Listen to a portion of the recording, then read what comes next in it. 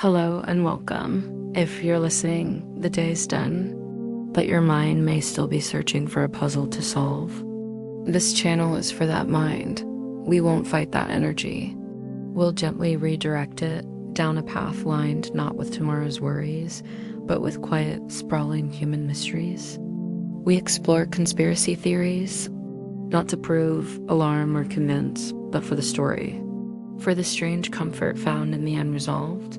Our goal is not truth, but rest. So get comfortable, let your body grow heavy. My voice will be a constant thread for you to follow or fade from as sleep begins to pull at you. Tonight we begin with a profound silence, a mystery written in mathematics against the cosmos. Tonight we drift into the story of the WOW signal. Imagine a late summer evening in Ohio, 1977. At the Ohio State University's Big Ear radio telescope, the night is routine. This giant ear was listening to the universe's hiss and crackle, searching for a pattern, a signal that was not natural. Mostly, this work is sifting cosmic noise for an impossible whisper. The output was printed on long sheets of paper columns of letters and numbers. On August 15th, a volunteer named Jerry Emmon was reviewing old sheets. His eyes moved over a sea of mundane characters. Then they stopped. He saw a sequence so stark, it leapt off the page, 6EQUJ5.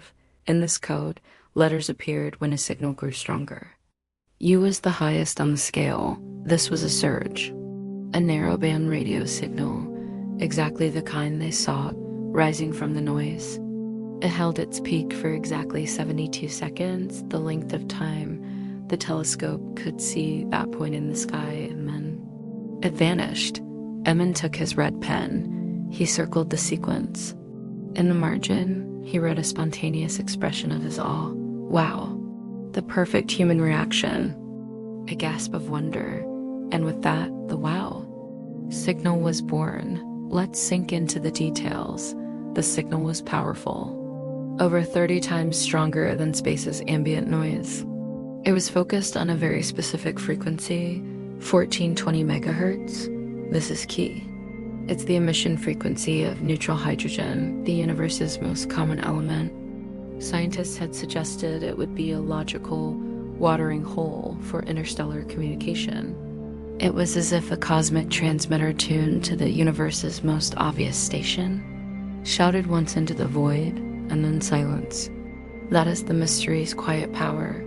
Its brevity, a single 72-second utterance. The big ear listened for decades afterwards. Other telescopes aimed there. The search has been relentless. The signal never repeated. Not once. A door in the universe opened a crack, showed a sliver of impossible light, and slammed shut forever.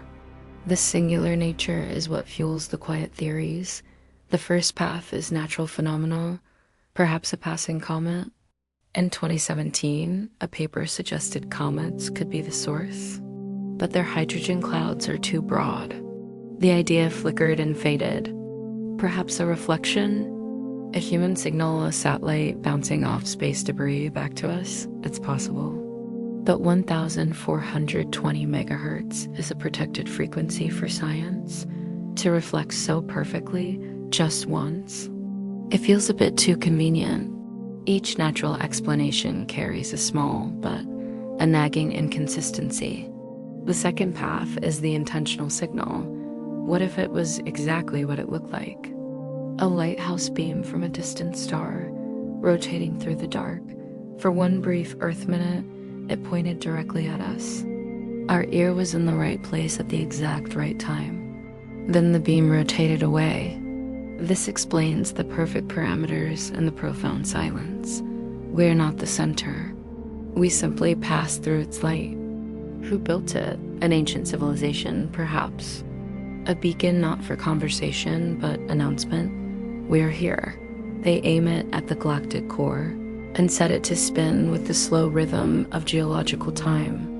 And one day, a metal ear on a blue planet hears it. It is a lonely, peaceful thought. A greeting sent 1,000,000 years ago. The senders may be dust, their beacon the last monument. We are archaeologists of the cosmos, hearing an echo. It asks nothing of us except to contemplate. A third shadowy path wonders.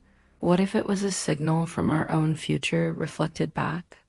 A theory on the fringe of physics. A future human civilization capable of manipulating space-time sends a test message to its own past. They choose 1420 megahertz, the first frequency their ancestors would monitor. It appears, creates its perfect stir of wonder in 1977, and is gone. Or perhaps an interstellar probe left here eons ago, a passive monitor. When it detected our technological threshold, the nuclear age, radio telescopes, it sent a one-time report, intelligence detected, then went dormant. These are stories, narratives we wrap around a data point. They lack evidence, but they persist because the official stories also lack a final piece. The wow signal is a Rorschach test against the cosmos. What we see in it says much about our hopes, our loneliness, as it does about the signal. So where does that leave us tonight? With a perfect, quiet mystery, one that has resisted solution for half a century. A mystery that is the ideal companion for sleep. It offers no shocking conclusion to jolt you awake. No final answer to argue over. Just a beautiful, open-ended question. A question that hangs in the starry void of your imagination, weightless as a dream. Picture the printout, the green and white paper, the neat columns, and there, in red ink, a circle. A word, wow. A human moment of awe, forever embedded in the search for the non-human. Rest tonight in that awe, in gentle wonder. Let the vastness of the question soothe the small, sharp edges of the day. In the face of a silent cosmos and a one-time hello, our troubles find their quiet scale. The signal came, the signal went. We are still here, listening, and in that act of patient, hopeful listening, there is a profound peace. As you drift, imagine the big ear pointed at the stars, or the red circle fading gently behind your eyelids. The mystery is resolved not by an answer, but by the soft embrace of sleep. Good night.